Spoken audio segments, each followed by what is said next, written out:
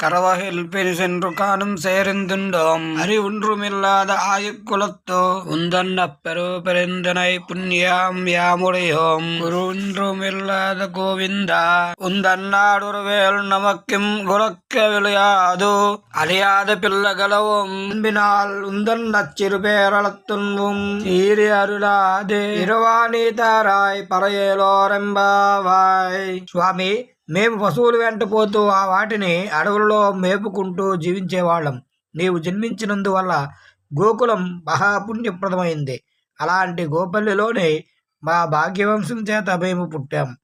సర్వలక్షణ శోభితుడు అయిన గోవిందా, ఈ గోపల్లిలో నీ తోడు మా సంబంధం విడదీయరానిది. మేము ఏమీ తెలియని అమాయకులమైన గోపకన్యకులం.